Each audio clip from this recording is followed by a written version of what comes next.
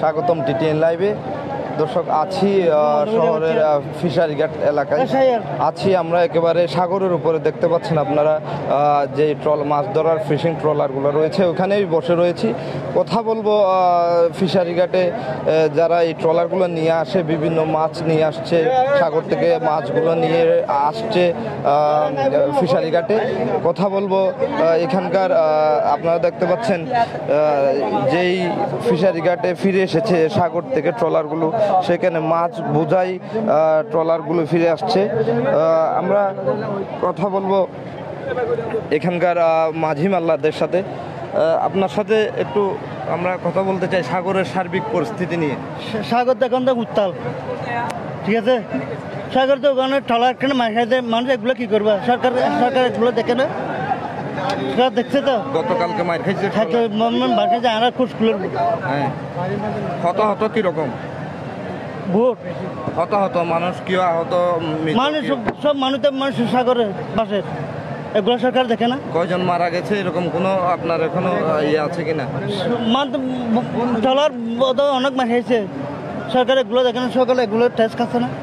আচ্ছা, সাগর থেকে মাছ আনছে, আমরা আমার থেকে টেস্ট খাচ্ছে। সরকারের কাছে কি দাবি আপনাদের? আমাদের দাবি মেলিলিটা নিয়ে ওই মানুষকে উদ্ধার করা, আর কিছু না। আজকে আপনাদের এই ট্রলারটা ফিরে এসেছে, কতদিন পরে ফিরে এসেছে? আমরা 9 দিনের দিন ফিরে আসছি। 9 দিনের দিন। এটা আপনাদের কাজ কি শেষ হয়েছে নাকি? সাগরের আবহাওয়া খারাপ, আমরা চলে আসছি গাড়ি। আপনারা কি পরিমাণ মাছ নিয়ে এসেছেন আজকে? দেখি মনে করেন 2 লাখ 2.5 লাখ। কি মাছ পেয়েছেন এখানে? ইলিশ মাছ, লটে মাছ আছে, চুরি মাছ আছে বা ইসা মাছ আছে, এগুলো পেয়েছে। আর আমরা তো কোনো মাছ ধরি না, ইলিশ মাছ ধরি না। এই বুটকি ইলিশ ধরে না? না না না, ইলিশ মাছ মনে হয় ভাগ্যের বিষয়, ভাগ্যের বিষয়। দর্শক কথা বলছিলাম মাঝি মাল্লার সাথে, উনি জানাচ্ছিলেন সাগরে বিরূপ আবহাওয়ার কারণে 9 দিন পরে ফিরে এসেছে ট্রলারটি। আপনাদেরকে দেখানোর চেষ্টা করছি বিভিন্ন প্রজাতির মাছ নিয়ে ট্রলারটি ফিরে এসেছে কক্সবাজারের ফিশারিঘাটে। আমরা কথা বলবো ট্রলারের যেই মাঝি আছে তার সাথে। আপনি আপনাদের সাগরের সার্বিক পরিস্থিতি সম্পর্কে আমাদেরকে একটু জানাবেন। আসলে আমরা এবছর মনে করেন 65 দিন অবরোধ কাটানোর পর থেকে মানে বৈরী আবহাওয়া শেষ হচ্ছে না, একটার পর একটা লোকচাপ, একটার পর একটা সিঙ্গেল উঠতেছে।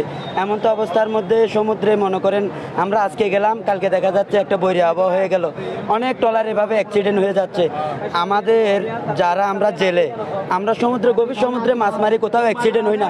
কিন্তু এই যে নাজিরা টেক চ্যানেল যেটা বলতেছে, এই নাজিরা টেক চ্যানেলের মধ্যে বিশাল এক চর, এই নাজিরা টেক চরের মধ্যে বিশাল এক চর, এই চরে এসে বারবার অ্যাক্সিডেন্ট হয়ে যাচ্ছে।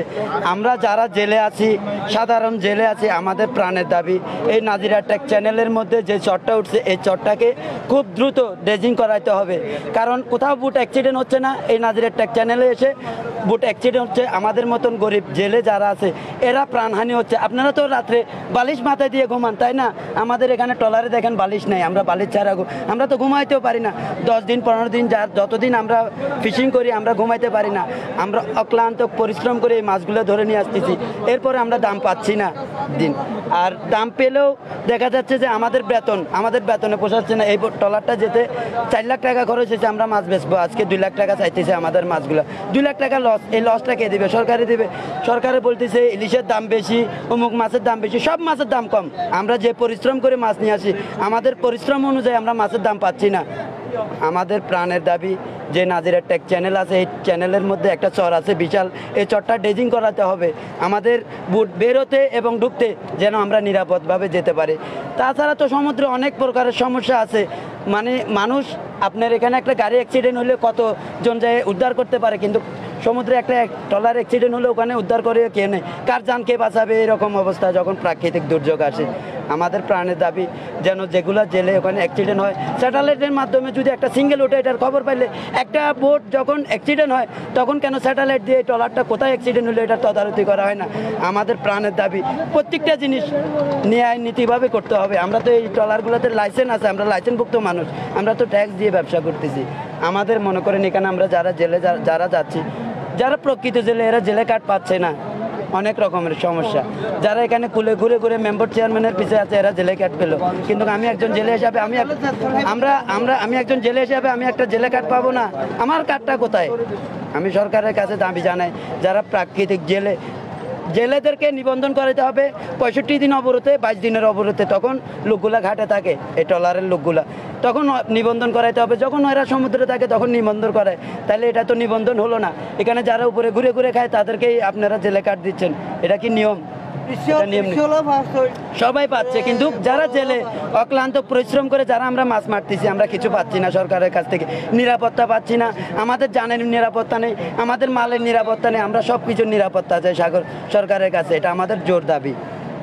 নতুন যে চর উঠেছে, এই চরের কারণে অনেক ট্রলার সমস্যা প্রতিনিয়ত কোথাও আমরা গভীর সমুদ্রের মধ্যে মাছ ধরি, কোথাও আমরা অ্যাক্সিডেন্ট হওয়ার সম্ভাবনা নেই, আমরা টাঙ্কি টুঙ্কি বেঁধে থাকতে পারবো। কিন্তু এখান থেকে চ্যানেল আমরা যে ঘাট দিয়ে আসবো, এখানে একটা বিশাল চর, এই চরটার মধ্যে এসে অনেক বুট অ্যাক্সিডেন্ট হয়ে যাচ্ছে। আপনারা গত কিছুদিন আগেও দেখেছেন, এখানে মনে করেন রাস্তা না পেয়ে ওই সোনার পাড়ার এদিকে 10-12টা ট্রলার তুলে দিয়েছে, দেখেছেন আপনাদের। এখানে অনেক মানুষ মারা গেছে, জীবনেও এগুলো ফ্লাশ হবে না।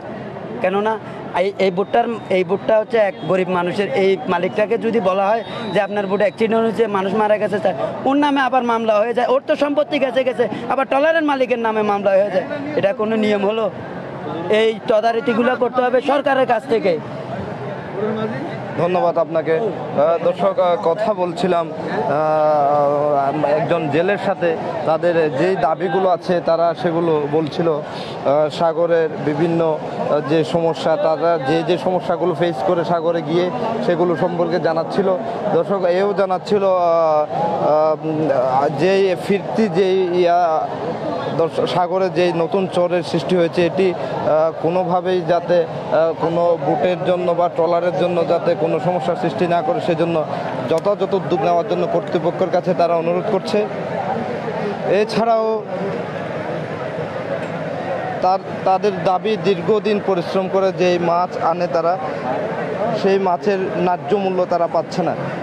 জনসাধারণের কাছ থেকে জানতে পারি মাছের দাম বেশি, কিন্তু তাদের দাবি হলো আমরা যেই 9 দিন, 10 দিন, 15 দিন সাগরে কষ্ট করে যেই মাছ আনি, সেগুলোর পরিমাণ আমরা টাকা পাই না। একটা ট্রলার যেতে সাগরে 4 থেকে 5 লক্ষ টাকা খরচ হয়, কিন্তু মাছ নিয়ে ফিরতে পারে 1 লক্ষ, 2 লক্ষ, কেউ খালি হাতে ফিরে।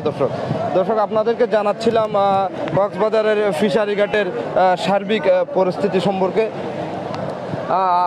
আছি কক্সবাজার ফিশারি ঘাটে, জানাচ্ছিলাম আপনাদের সার্বিক পরিস্থিতি সম্পর্কে, আপনাদেরকে জেলে এবং মাঝি মাল্লাদের জীবনযাপনের বিষয় এবং ট্রলারগুলোর কী সমস্যা আছে সেগুলো সম্পর্কে জানাচ্ছিলাম। এতক্ষণ আমাদের সাথে থাকার জন্য অসংখ্য ধন্যবাদ।